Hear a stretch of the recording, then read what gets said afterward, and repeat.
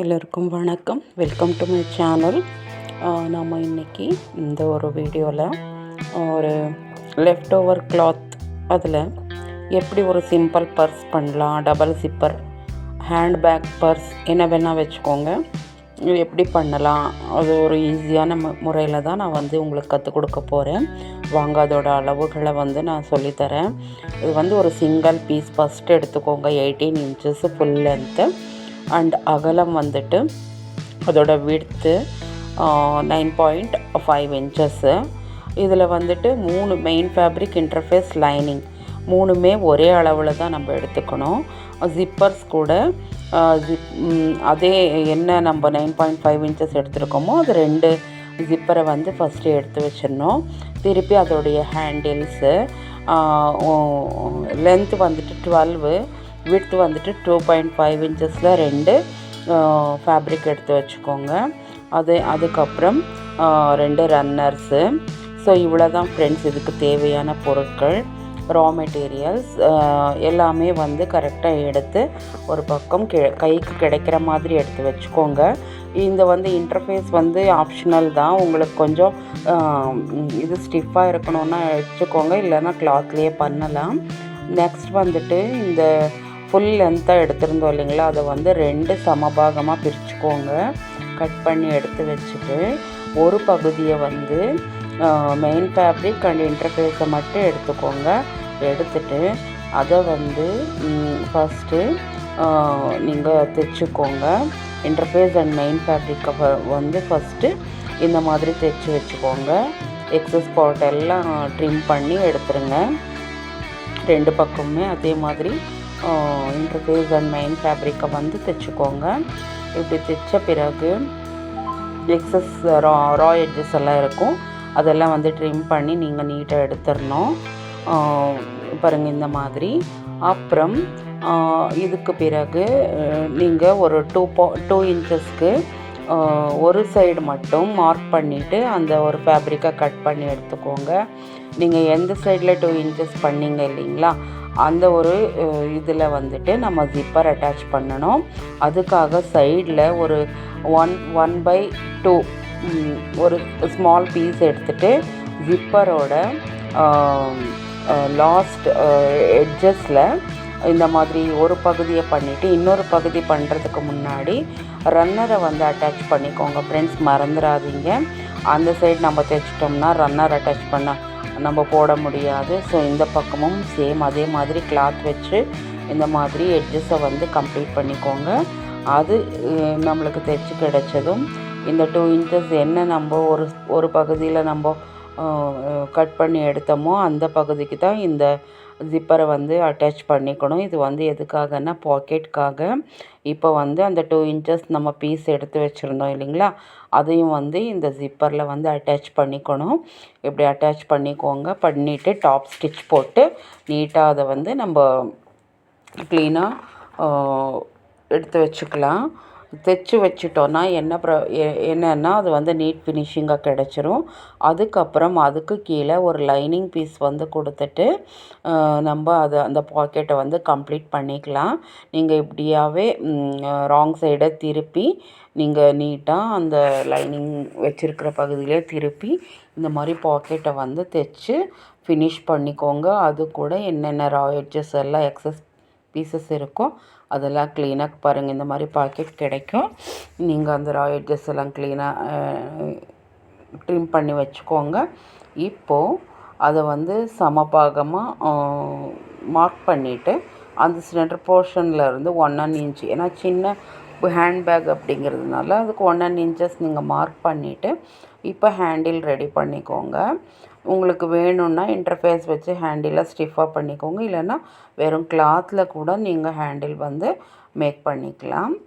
என்ன ஒரு இன்டர்ஃபேஸ் கொடுக்கும்போது அந்த ஹேண்டிலினுடைய ஸ்டிஃப்னஸ் நல்லா இருக்கும். ஃப்ரெண்ட்ஸ், கம்பல்சரி கொடுத்திங்கன்னா நல்லது.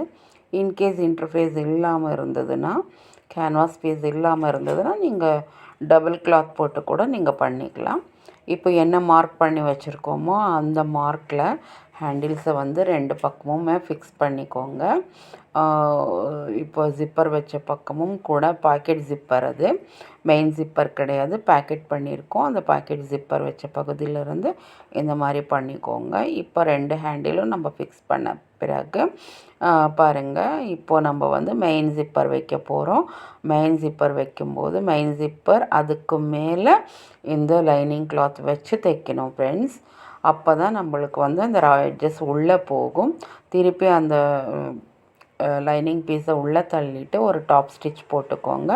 ஒரு பகுதி முடித்ததுக்கு பிறகு நம்ம அந்த எக்ஸஸ் பீஸை வந்து வெட்டிக்கலாம். இப்போ பாருங்கள், ஒரு சைடாச்சு. இப்போ இன்னொரு சைடு பண்ணும்போது மெயின் ஃபேப்ரிக் அண்ட் இன்டர்ஃபேஸ் பண்ணது ஒரு பகுதியாகவும், டாப் போர்ஷன்லையும் கீழ்ப்பகுதியில் லைனிங் பீஸ் சாண்ட்விச் மாதிரி 1 between 1 வர மாதிரி ஃபஸ்ட்டு லைனிங் பீஸ், அப்புறமா ஜிப்பர், அப்புறமா உங்களுக்கு பிகினர்ஸாக இருந்தால் கஷ்டமாக இருக்குன்னு சொல்கிறதுனால நான் ஃபஸ்ட்டு கீழே அடிபாகத்தில் லைனிங் வச்சுட்டு ஜிப்பர் அதுக்கு மேலே வச்சு தைச்சிட்டு மறுபடியும் இன்டர்ஃபேஸும் மெயின் ஃபேப்ரிக்கும் நம்ம ஆல்ரெடி தைச்சி வச்சுருப்போம், அதை வந்து மேல் பகுதியில் வச்சு தைச்சிட்டோம்னா ரெண்டுமே சாண்ட்விச் மாதிரி அந்த எக்ஸஸ் ரா எட்ஜஸ் எல்லாம் உள்ளே போய் நம்மளுக்கு வந்து நீட் ஃபினிஷிங் பாருங்கள் இந்த மாதிரி கிடைக்கும் ஃப்ரெண்ட்ஸ். பாருங்கள், இப்போது அந்த டாப் ஸ்டிச் போடும்போது நம்ம ஹேண்டில் கூட வச்சுட்டு போட்டோம்னா ஹேண்டில் ஸ்ட்ராங் ஆயிரும்.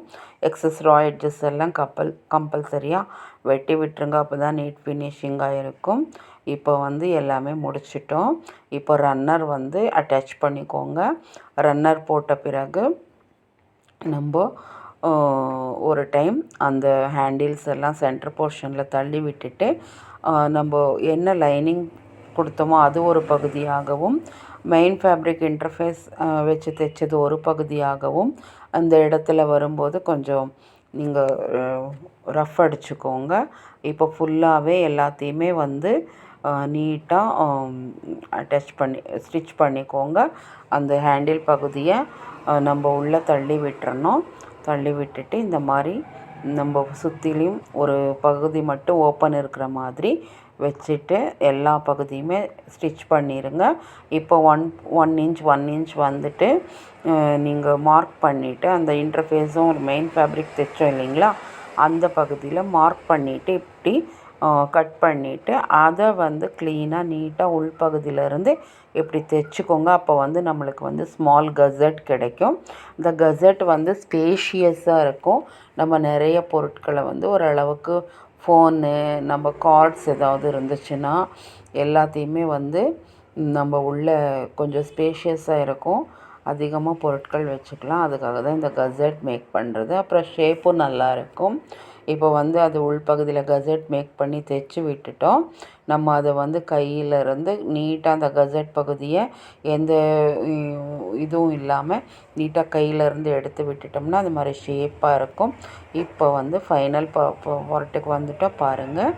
இப்போது இந்த ஓப்பனில் விட்டுருந்தோம் இல்லைங்களா லைனிங் கிளாத்தை, அந்த லைனிங் கிளாத் வந்து இந்த மாதிரி நீட்டாக ஃபினிஷ் பண்ணிடுங்க ஃப்ரெண்ட்ஸ்.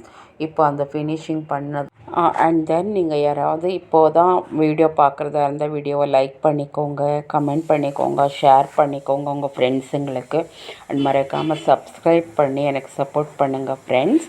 அண்ட் பாருங்கள், இந்த ஒரு லைனிங் கிளாத்தை வந்து நம்ம நீட்டாக இந்த மாதிரி ஃபினிஷ் பண்ணிவிட்டு அதை வந்து உள்ளே இப்படி தள்ளி விட்டுருங்க. அப்போ நம்மளுக்கு வந்து முழுமையான ஒரு ஸ்டிச்சடு ஹேண்ட்பேக் கிடச்சிருச்சு ஃப்ரெண்ட்ஸ். பாருங்கள், இந்த கசட் கீழே ஃபார்ம் பண்ணதுனால அதோட ஷேப்பே வேறு மாதிரி மாறிடுச்சு. இவ்வளோ தான் ஃப்ரெண்ட்ஸ், ஒரு க்ளீனாக க்யூட் ஹேண்ட்பேக் 10x10 இருக்குது. நம்ம நீட்டாக இதை வந்து ஒரு ரிட்டன் கிஃப்ட்டுக்காக யாராவது கேட்டாங்கன்னா நிறையா பேக்ஸ் மேக் பண்ணி கொடுத்துக்கலாம். உள்ளே ரொம்ப ஸ்பேஷியஸாக இருக்குது. ரொம்ப பேசிக் நீட்ஸ் எல்லாம், ஒரு வாட்டர் பாட்டில், ஒரு மொபைல், ஒரு தேவையான காசு பொருட்கள் எல்லாமே வச்சுட்டு நம்ம ஒரு கடை வீதிக்கோ அல்லது ஏதாவது பர்ச்சேஸ் பண்ண போகும்போதோ, ஒரு ஸ்மால் ஃபங்க்ஷனுக்கு போகும்போதோ, லோக்கலில் இந்த மாதிரி நம்ம கையில் பிடிச்சிட்டு போனால் ரொம்ப கம்ஃபர்டபுளாக இருக்கும் ஃப்ரெண்ட்ஸ். பாருங்கள், இது வந்து ரொம்ப அழகாகவே டபுள் ஜிப்பர் ஹேண்ட்பேக் ரெடி பண்ணிட்டோம். ஸோ இந்த ஹேண்டில் கூட ரீசனபிளாக எந்த அளவுக்கு ஹைட்டில் வேணுமோ அந்த அளவுக்கு ஹைட்டில் வச்சுருக்கோம். இது கூட சேம் கிளாத்தில் பண்ணது தான். பட் என்னென்னா சேம் கலர் ஜிப்பர் கொடுத்துருக்கேன். ரொம்ப இதுவுமே வந்து கசட் இல்லாததுனால இது வந்து ஒரு ஸ்கொயர் டைப்லேயே இருக்கும் பாருங்கள் ஃப்ரெண்ட்ஸ். இதுவே ஷேப் வேறு மாதிரி இருக்கும். ஸோ இப்படி கூட நம்ம பண்ணிக்கலாம். க்யூட்டாக இருக்குது இந்த ஹேண்ட்பேக்ஸு. நீங்களும் ட்ரை பண்ணுங்கள் ஃப்ரெண்ட்ஸ். தேங்க்ஸ் ஃபார் வாட்சிங்.